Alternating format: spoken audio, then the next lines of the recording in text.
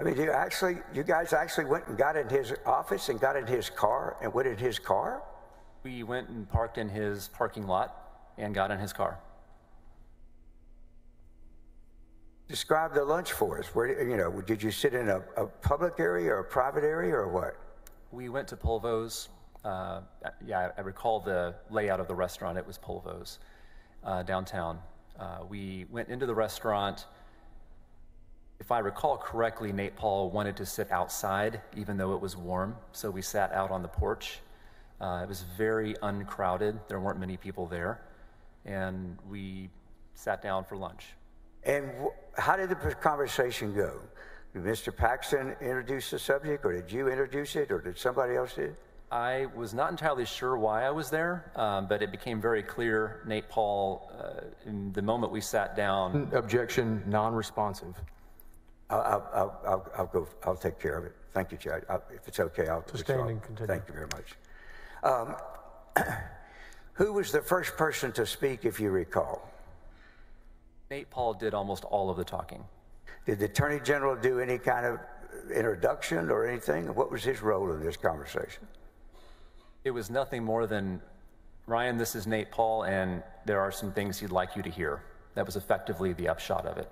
There was some thing, he said what? I'm paraphrasing now, but yeah. It was to the effect of, this is Nate Paul, and he has some things to share with you. So then what did Mr. Paul do? He proceeded to lay out his theory of the case. Objection, hearsay. He's talking about a statement by Nate Paul. Sustained.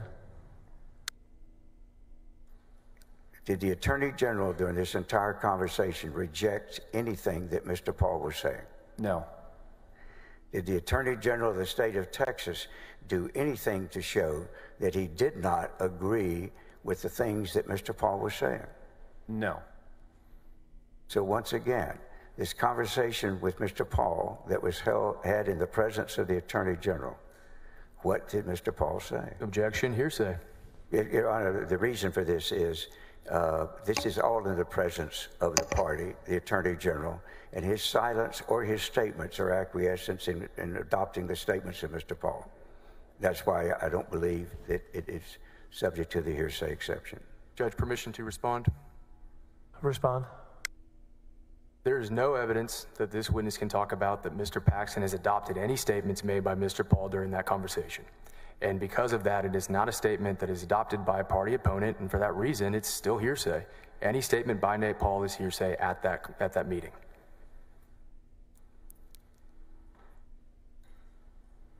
Overruled. Continue. Thank you. What did he say? Mr. Paul laid out his theory of grievances against the Mitty Foundation. He described to me how unfair it was that a charity that was a limited investor would be able to assume control over assets that were owned by World Class. He was very vehemently opposed to the receivership. He, as I recall, was more or less railing on the way that Ray Chester and the counsel for Mitty Foundation had handled the case, and more or less went through a number of different complaints that had been raised in a memorandum that had been provided to me by his sister, Sheena Paul. I think it'll be coming clear in later testimony from others, but Sheena Paul is a lawyer, is that correct? Yes. And she's the sister of Mr. Nate Paul, is That's that correct? Correct. But your familiarity with the case, had she been actively involved in the litigation on behalf of her brother? I don't know how actively involved she was. My impression was she was involved as general in-house counsel for World Class, yes. All right, fair enough. How long did this description of his complaints and his position with by Mr. Paul, how long did that last? Oh, the lunch lasted for a good 30, 35 minutes, if not 40. Did you folks have food? We did order food. I don't think I ate very much. Did the Attorney General during this meeting ever reject or try to modify or ask questions or do anything during the time that Mr. Paul was pleading his case to you? He did not, no. How did the luncheon end? Mr. Paul completed his exposition, and that was a signal for the lunch to end. Did you ask any questions? I may have asked a few questions, I don't recall, but it very much had the feeling that I had been summoned to a lunch. Objection, non-responsive. Excuse me. I don't know whether it was or not. I don't know what the answer was. Sustain the objection. Rephrase, please. Thank you. What was your impression about that, what that whole meeting was about? The strong impression that I had developed was I had been summoned to that lunch by Nate Paul to hear out his grievances and to convince me to get on board with the Mitty Foundation intervention program. So how did it, once it ended, what did y'all do? We parted ways, drove back, got back in the Attorney General's car, and came back to the office. Did the Attorney General say anything to you about the case after y'all left Mr. Paul at his office? Very little. Did y'all just sort of sit there silently? As I recall, it was a very quiet ride back, yes. And was Mr. Wicker present for this whole conversation? He was, yes. Did you talk to Mr. Wicker about that after you came back? I did. All right. And did you yourself express yourself as to what you thought about the lunch? Yes, I did. What'd you say? Objection, hearsay. This man is here. It's not hearsay. A statement by the witness, Your Honor, is not. Overruled. Thank you. What did you say? I told him, Drew, that was one of the craziest things I've ever seen. At the end of this conversation, who did you understand that the Attorney General wanted an outside counsel to investigate? The law enforcement action concerning Nate Paul. That would have included the search of his house, his properties. The theory was that there had been an improper warrant obtained, and I believe there were also allegations of a conspiracy by law enforcement. All right. And did that include investigating federal magistrates? A federal magistrate? Yes. Did it include investigating individual law enforcement officers in the FBI? Yes. Did it include investigating DPS officers? I believe so. I believe that's correct. And did you know at that time, were there any members of the Securities Board that were also part of this that he wanted investigated? I believe Mr. Saban. And were you aware as to what both the head of your law enforcement division and Mr. Maxwell, because I'm not sure exactly what his title is, were you aware of what their consistent position had been all along on this matter? Yes. And in spite of that, was the Attorney General still insisting on going and investigating these people on behalf of Mr. Paul? Yes. Toward the very end of September, I received a text message telling me to return to the office, that something had happened. My immediate assumption was that something was Nate Paul. Why? Because we had been becoming increasingly concerned. We felt as if matters were coming to a head. The Attorney General was insisting that we move forward with outside counsel. We strongly resisted that. We, at that point, had become cognizant of the pattern that had developed over the preceding 9 months. And it was clear to me that hiring outside counsel to undertake this task could only benefit one person. If someone was contending that you folks were sitting around involving it in a mutiny, what would be your response to the suggestion that you folks were sitting around there cooking up a mutiny against the Attorney General of the state of Texas? As in, we were, that would make no sense to me.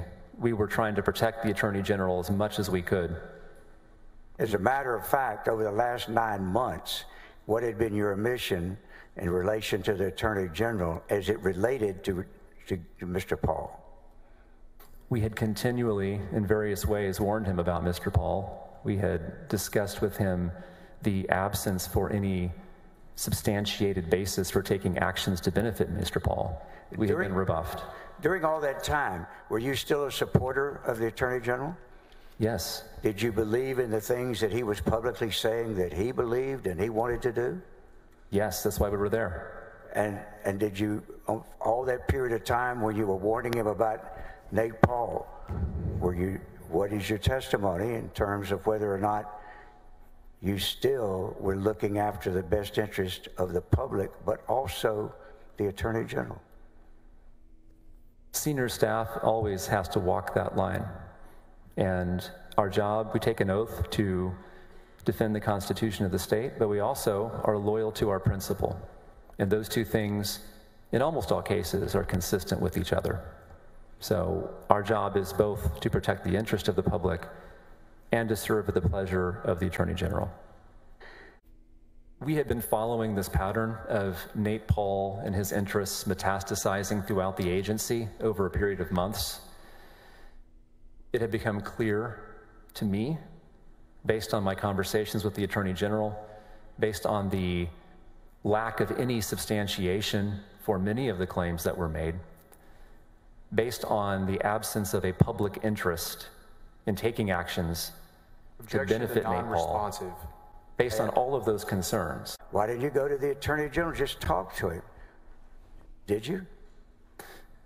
Concerns were raised repeatedly and consistently by multiple members of senior staff over a course of several months.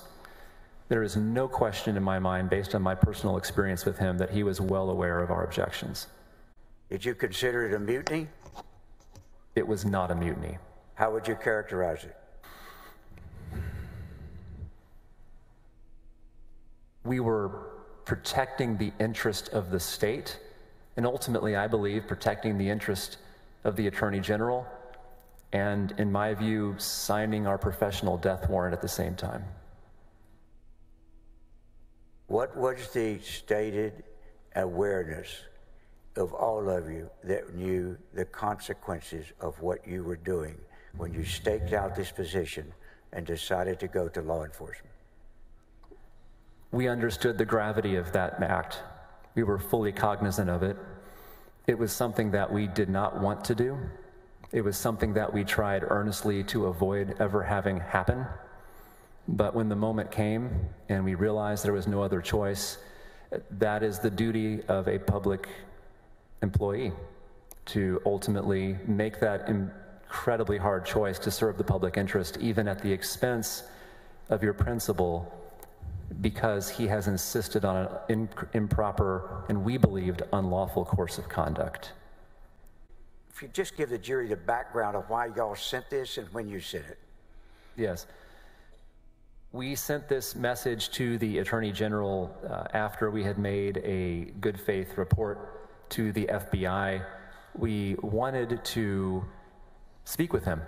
We wanted to bring him back to the office, or we wanted to invite him back to the office to speak with us so that we could address these concerns head on.